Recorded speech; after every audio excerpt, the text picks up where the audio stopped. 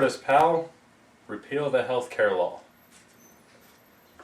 The United States is in serious trouble. There is a great need for citizens like you and I to stand up against our leaders and say, we do not agree, we want repeal. The health care law in its current form has the ability to affect every aspect of every American's life. Action needs to be taken now to repeal the law because waiting until it is in full swing could be too late. I have followed this legislation from beginning to end and gathered my opinion from experts on both sides of the debate.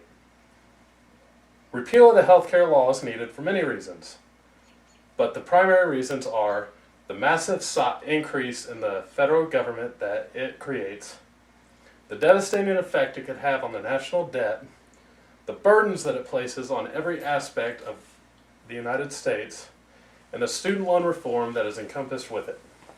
In the next few minutes, I'm going to talk about why these issues in particular are so important in the reason for repeal.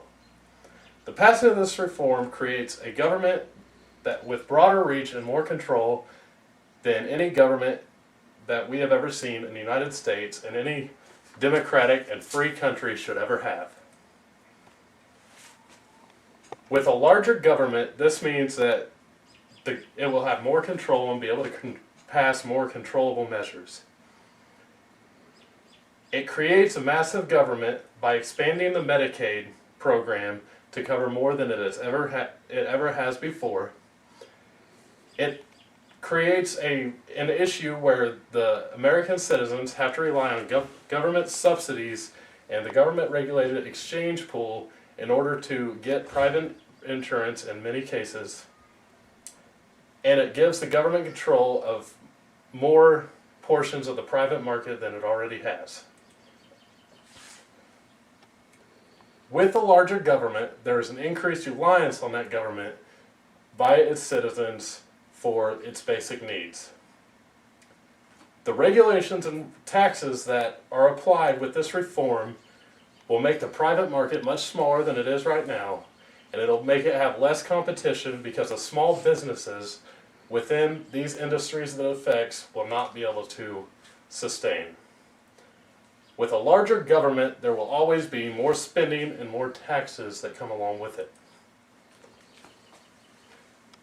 With the increased spending by the federal government, it can have a profound effect on the national debt.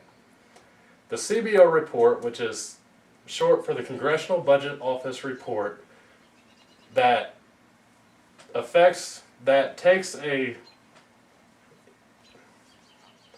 CBO report says that the health care reform will cost $900 billion, and it says that in its current form there will be a $143 billion cut in the national debt. This cut in the national debt is based on many factors that are highly likely to change within the reform. This report does not include the long-term impact, meaning after the year 2020, of the reconciliation portion of this bill. It is highly reliant on Medicare income and the premiums that the people eligible for Medicare would pay. It's highly reliant on a 40% excise tax that is charged to high-value insurance policies of individuals and families. And it's even more reliant on the future legislation and appropriation of portions of this bill. Many, such as Kenneth Foddy in the New York Times, say that the national debt is likely to increase with this reform instead of decrease, as the report shows. Kenneth Foddy in the New York Times says it should increase around $562 billion instead of decrease the national debt $143 billion. Kenneth Foddy served 11 years with the Senate Banking and Insurance Committee, so he is well versed in the subject. One of the quotes I found in the CBO report itself that goes on to further describes this goes as follows. The long-term budgetary impact could be quite different if key provisions of the legislation were ultimately changed or not fully implemented. This is saying that if any portion of the bill is changed or not put in place as it states right now, that the report and the estimates within it would change with any changes that would occur.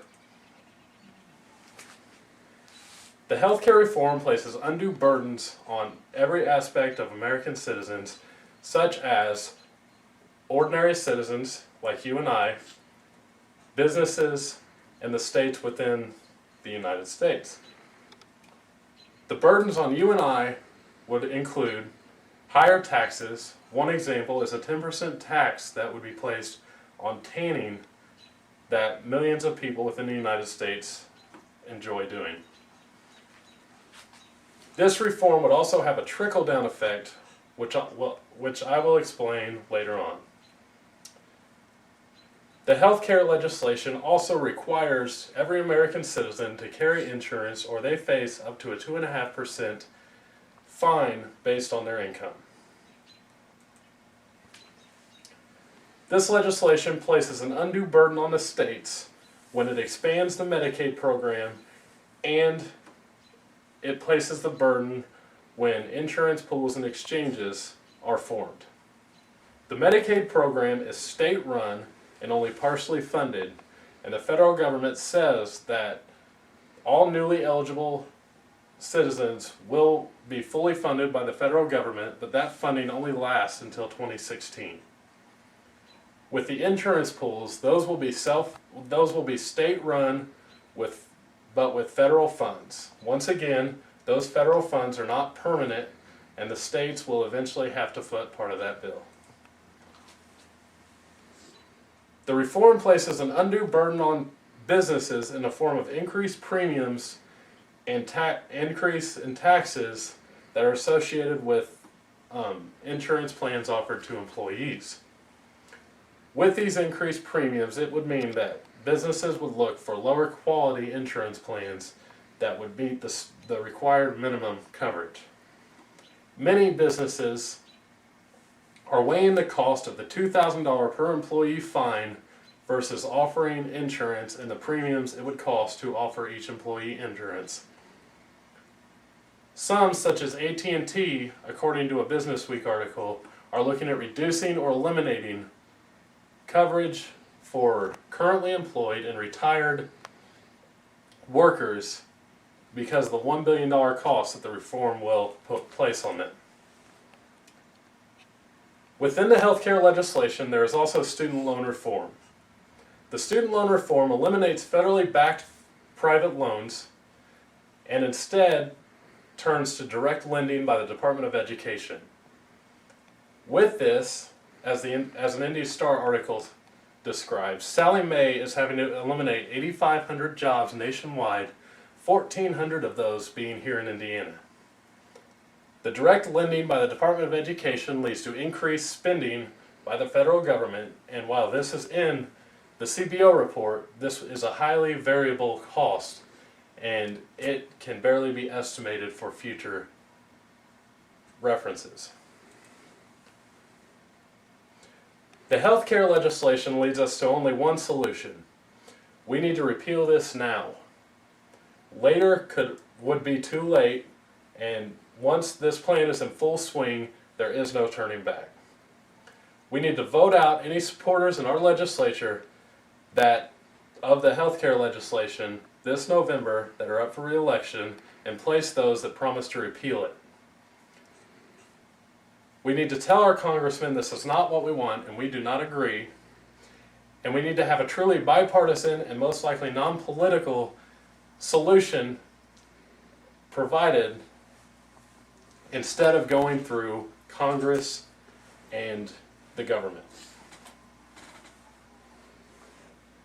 With the healthcare legislation being as it is right now, the consequences of the healthcare reform will be felt by everyone from all walks of life. One of the largest known federal governments, the rising national debt, the undue burden placed on everyone by this single piece of legislation, and reforms to the student loan industry are simply a few of the problems that come with it.